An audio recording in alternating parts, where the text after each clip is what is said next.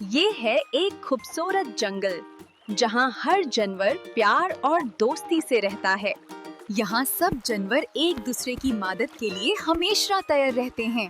मैं तुम्हारी मदद करता हूँ। शुक्रिया दोस्त। इस जंगल में एक प्यारी सी दादी बाकरी भी रहती है जो सबको अच्छे मशवरे देती है।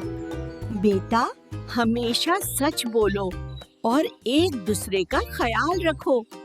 जो भी दादी बाकरी के पास आता वो कभी इनकार नहीं करती। दादी, मुझे मदद चाहिए। बिल्कुल बेटा। और यहाँ एक डॉक्टर भालू भी है जो सबका मुफ्त इलाज करता है। फिक्र न करो, मैं तुम्हें ठीक कर दूंगा।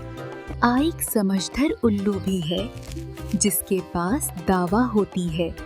ये दावा सबको सेहतमंद रखेगी। जंगल का माहौल हमेशा खुशी, दोस्ती और हंसी से भरा रहता है।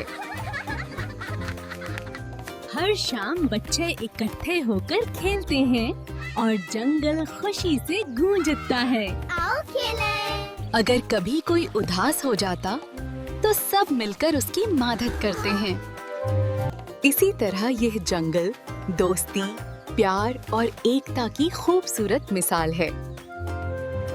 नेक्स्ट पार्ट देखने के लिए इस चैनल को लाइक, सब्सक्राइब और शेयर करना ना भूलिए।